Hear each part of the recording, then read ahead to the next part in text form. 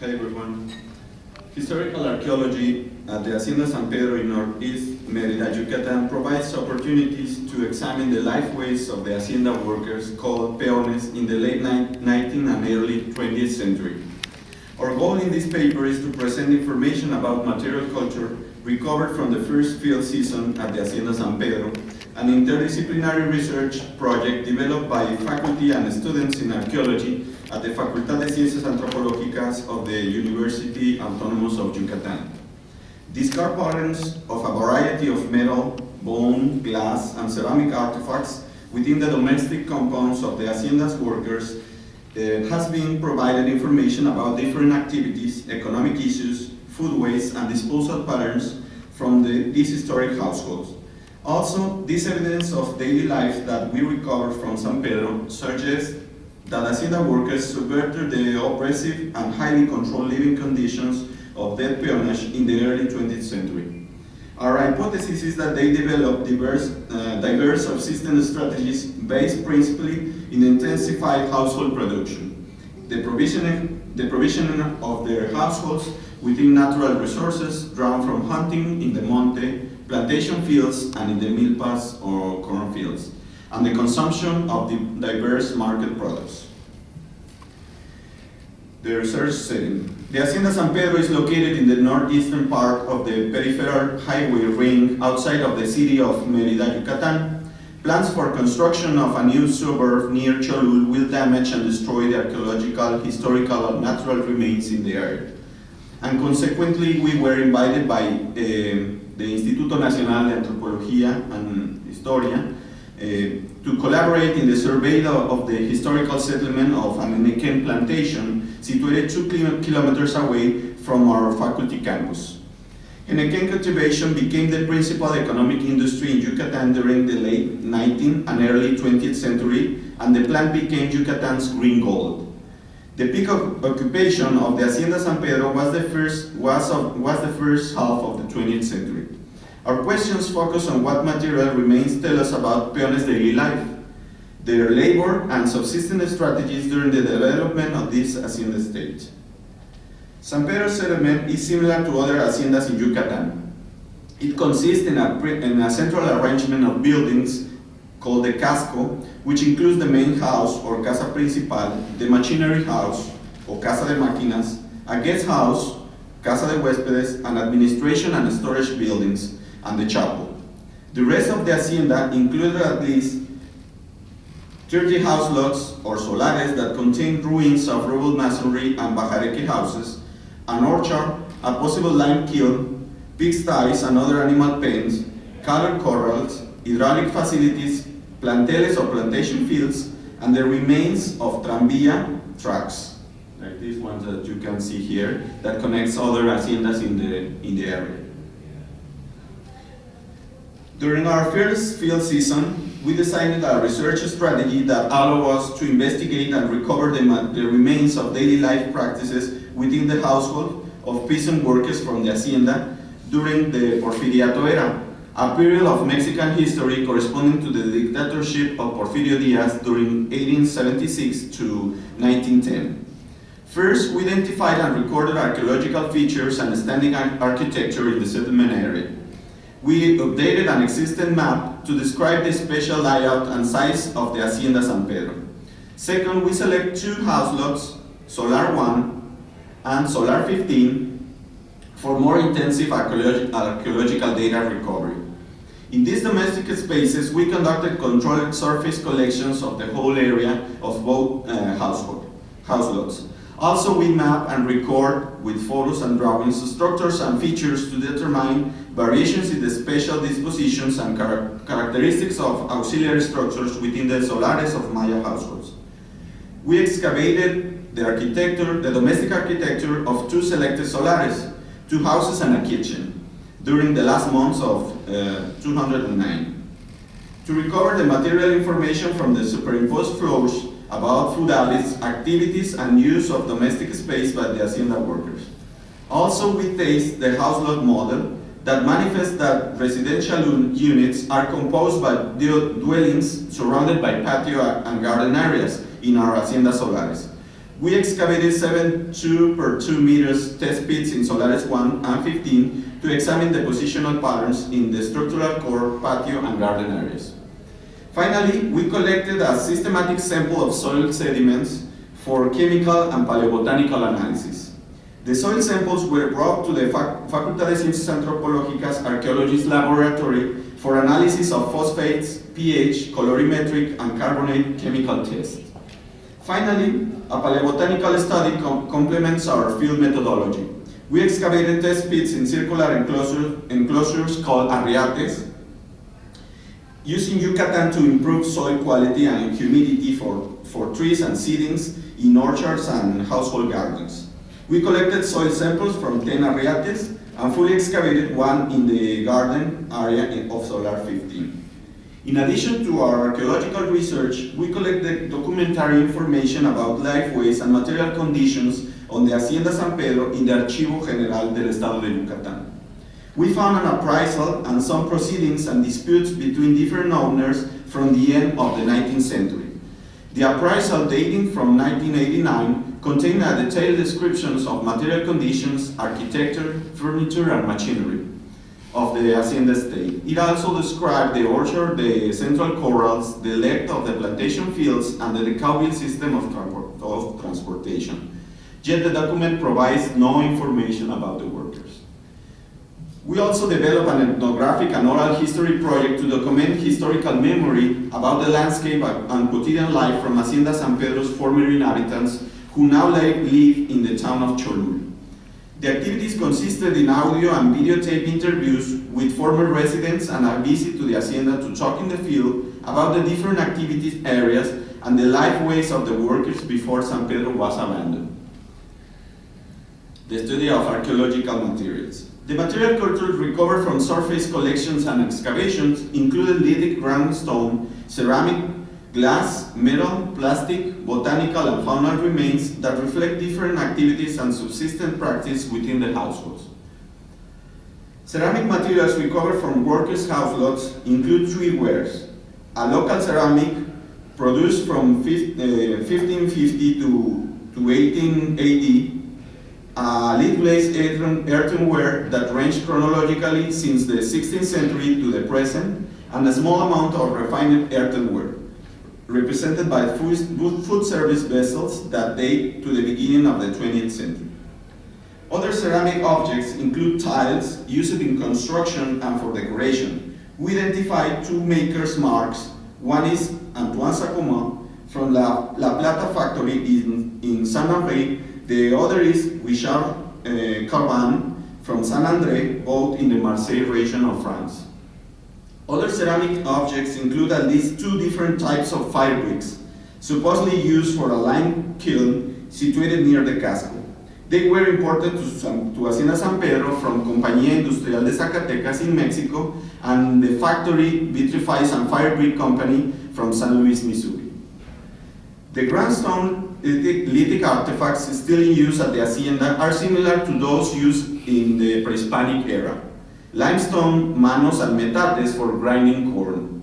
Since corn is the principal staple for Mayan communities today and in the past, the use of this basic technological device remained relatively unchanged among Maya women. During the final phase of occupation at the Hacienda, metal manual corn grinders were introduced and coexisted with the use of stone metates, as shown by our excavations in the house and kitchen of Solar 15. Glass, along with metal, was one of the most abundant materials from both house lots. In Solar 15, we found an enormous quantity of glass fragments and complete bottles in surface, mostly for alcoholic drinks. The weight of glass recovered from Solar 15 was double the amount found in Solar 11. A preliminary analysis of 85 bottles from both house lots shows various types, including alcoholic and non-alcoholic beverage, pharmaceutical products such as injectable liquids, syrups, pills, and digestives. One of the most important sets of glass bottles from San Pedro includes medicines for treating anemia and intestinal parasites.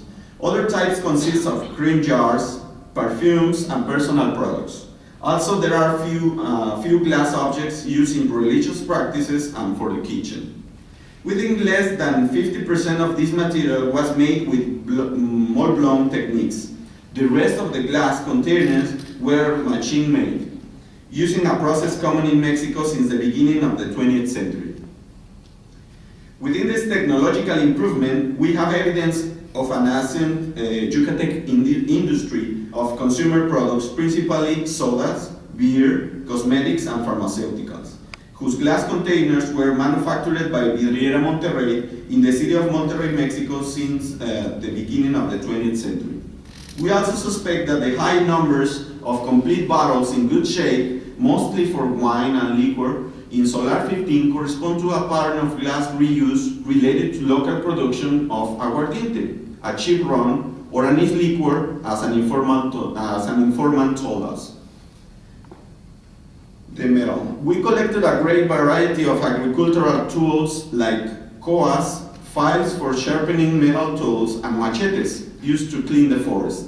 Some machinery parts, mostly from the Casa de Máquinas, like chains, links, bolts, nuts, nails, and rail parts, were also recovered. For domestic use, we found different kinds of tin containers and cans for food service, spoons, buckets, chamber pots, and candle bases. The majority of metal vessels was reused as plant containers and was found near the albarradas or dry stone fences. One of the most important elements is a molino de mano, manual grinder, found discarded in house lot 15. Other objects recovered include ammunition and cartridge related to hunting. More than 60 coins were recovered from excavations, made from different metals like copper, bronze, brass, nickel, and other alloys. A few of these coins date to the second half of the 19th century, but the majority belongs to the first half of the 20th century. The oldest numismatic artifact is an Hacienda token, used as a script by workers in the Hacienda stores, or tienda de raya. But the token is not from San Pedro. It belongs to an hacienda in the Izamal region from the year 1857. Hacienda tokens and script constitute important evidence for the system of debt peonage and the exploitation that Maya peasants suffered during Porfirian era in the Yucatan Peninsula. The Hacienda's workers provisioned their households with natural resources obtained from three different fauna and botanical communities situated around the Hacienda: the Ponentes, or the fields, the plantation fields or planteles, and the milpa, the cornfields. Also, the workers and their families had access to domestic animals like cattle, pigs, turkeys, and chickens that were raised in the households. Our project documented different kinds of auxiliary structures within the solares like corrals, pigsties, chicken coops, and watering places. Yet we also found fauna remains which tell us that these households also exploited traditional white meat resources that included white-tailed deer, wild turkey, peccary, armadillo, opossum, and iguana.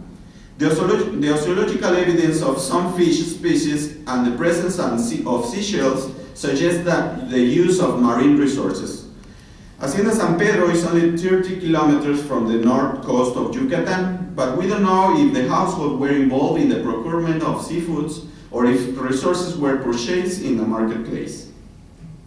Many tree spaces that were evidently manipulated during the period of occupation of the Hacienda have been identified as remnant utilitarian trees. The list includes tamarind, bonete, sapodilla, siricote, and ciruela. In San Pedro, we also recognize the herbaceous plant known as pitaya that nowadays still grows along the house lot limestone fences. Most of the material culture recovered during our field season from the workers' house lots at Hacienda San Pedro is relevant to the daily work, practices, and strategies that peasants enacted during the Enequén boom, an era of abuses and rigid social control in the first half of the 20th century. Yucatecan history says that during this time, peones acasillados worked all day in the hacienda in exploited conditions, while the women were segregated to work as domestic servants in the main house. The day began early at the main house, but even earlier in workers' house lots. Women woke early to prepare food, to send to the husbands to the fields, and to prepare midday meals that the family would eat when the men returned. Besides the work done for the hacendado, Hacienda workers had to care for their own house lots and milpas that they needed for subsistence. According to Ancona Riestra, they also had the right to raise domestic animals, cattle, and cultivate maize. In the Solares, householders had the opportunity to raise chicken, turkey, and sometimes pigs. The evidence of animal and vegetables production was archaeologically documented in San Pedro by the presence of different features like corrals, water troughs, and arriates or stone enclosures for fruit trees or herbs.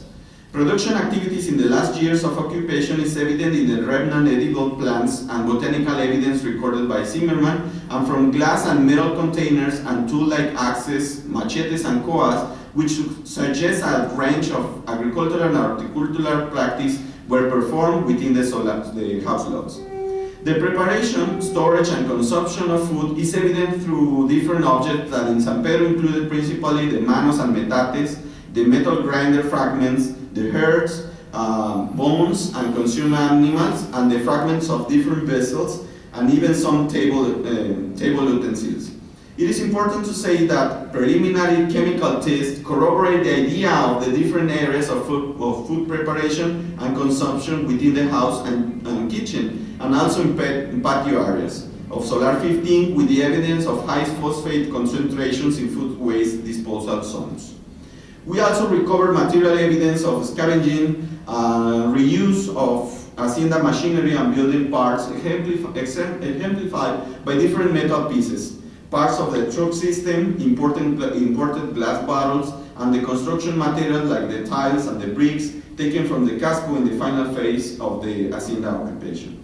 Finally, the archaeofaunal evidence from both solares, principally the wild animals, bones, strongly suggests that the exploitation of local fauna like white-tailed deer, peccary, and wild turkey, important traditional meat resources for the Maya since the pre-Hispanic times, remained an important subsistence strategy in the 20th century, in the beginning of the 20th century.